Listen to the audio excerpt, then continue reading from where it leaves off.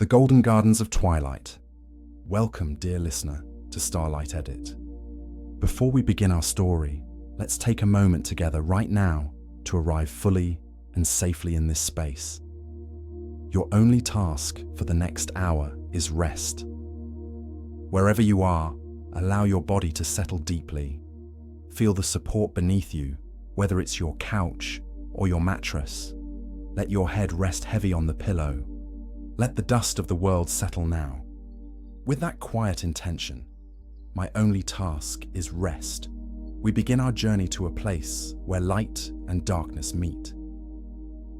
Our story tonight begins at the absolute western edge of the known world, beyond the restless oceans and the final whispers of the sun. Here, where the Atlas Mountains meet the sky, lies a secret, shimmering sanctuary. The Garden of the Hesperides. This is not a garden of frantic color or loud growth, but a place defined by velvet silence. Every tree stands in hushed reverence. The air itself is thick, heavy with the scent of night-blooming jasmine and the subtle metallic perfume of the famous fruit they guard, the golden apples. These apples are not meant to be eaten, but simply to exist. They are the concentrated essence of immortality, a constant, glowing promise against the vast, endless dark. And they are the reason for the garden's existence. Their guardians are the Hesperides, three sisters, nymphs of the evening. They are not goddesses of thunder or war, but of quiet, essential duty. There is Aegil, the radiant one, whose robes catch the last fleeting light of the dying day. She is the watcher, the first to welcome the stars. There is Erytheia, the red-hued, who understands the rhythm of the soil and the secret language of the roots. And finally, there is Hesperithes, the golden-voiced, who gathers the shadows and weaves them into comforting blankets of night. Every evening, as the sun dips below the horizon, the three sisters meet at the heart of the garden. They do not speak. They simply perform the silent ritual of the twilight, a choreography of peace. Aegil gently smooths the dust of the day from the wide, reflective leaves. Erytheia checks the shallow silver stream that feeds the apple tree, ensuring the water flows with a whisper, never a rush. And Hesperithes, she begins to listen. She is listening not for danger, but for need. For there is one other resident of the Golden Garden, the truest, most ancient guardian of all, and he requires constant, steady reassurance. The dragon Ladon. Ladon is not like the fearsome dragons of human legend, breathing fire and hoarding jewels. Ladon is a 100-headed serpent, coiled around the base of the sacred apple tree. He is immense, silent and ancient, a living part of the mountain itself. His scales are the color of polished bronze, and his numerous heads rest like heavy stones on the cool earth. Ladon is the embodiment of chronic vigilance, the eternal buzzing alertness that lingers long after the immediate struggles of the day have passed. His purpose is to be vigilant, to never let the slightest shadow of temptation, greed, or malice touch the golden apples. But this constant vigilance is exhausting, even for a dragon. And if the energy of his watchfulness becomes too great, if his hundreds of hearts beat too quickly, his colossal thrashing could shake the inner landscape of the garden. So, the Hesperides' most crucial task is not to fight Ladon, but to soothe him. They must coax the ancient guardian of worry into a deep, dreamless state of rest. And this is where Hesperithes' gift comes into play. Ladon, being so old, only responds to one sound, a sound so perfectly calibrated to his ancient nerves that it can quiet the tremor in his massive coils. The forgotten lullaby. This lullaby has no simple tune. It is not written on paper, nor can it be learned from others.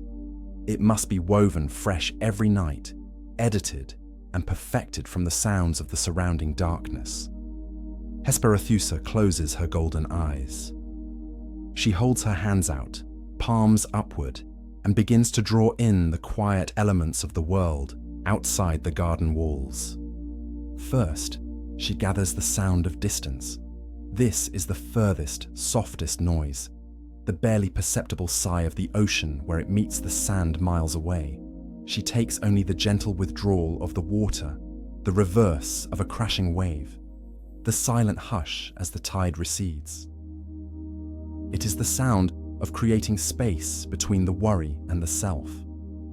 This sound reminds Ladon and you that the great world is vast and far away, and your essential self is safe here, contained, separate from the clamor.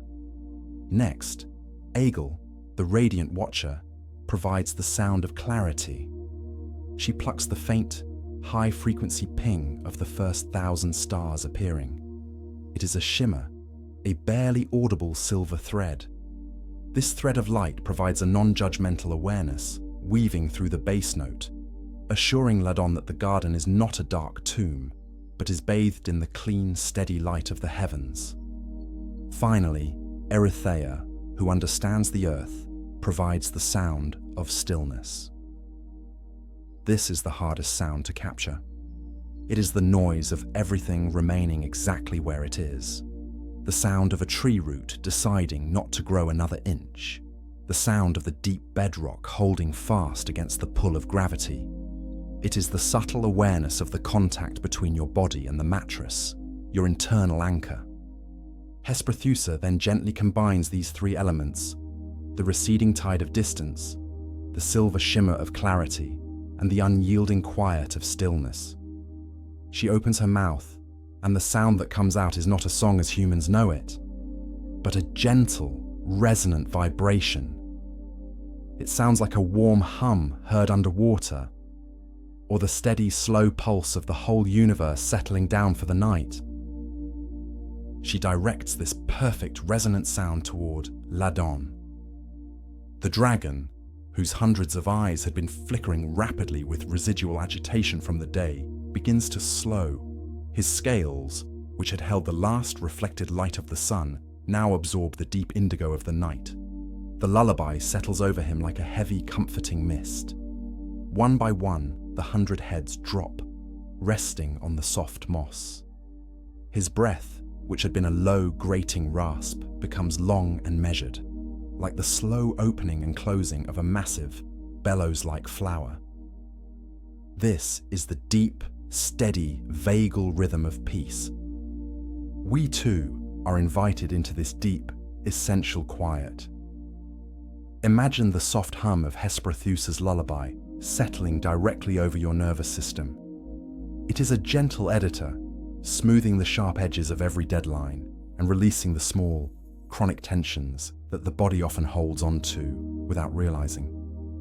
Feel the bass note of distance pulling away your furthest worry, acknowledging it, then allowing it to sink into the ocean where it cannot disturb you. Feel the silver shimmer of clarity settling on your eyelids, reminding you that peace is not in the struggle, but in the release. And feel the deep bedrock certainty of stillness, holding you exactly where you are, safe and sound, anchored to your breath and the earth beneath your bed. There is nothing left to guard now, and nowhere left to rush. Your duty, dear one, is finished for the day. You are safe. You are contained. You have successfully calmed your inner guardian. Let the final sound you hear be the whisper of the wind moving through the golden leaves, a sound that says, "Rest. Rest now. Sink deeper. Ladon sleeps, and the garden is perfectly quiet. Sweet dreams, and until the next twilight."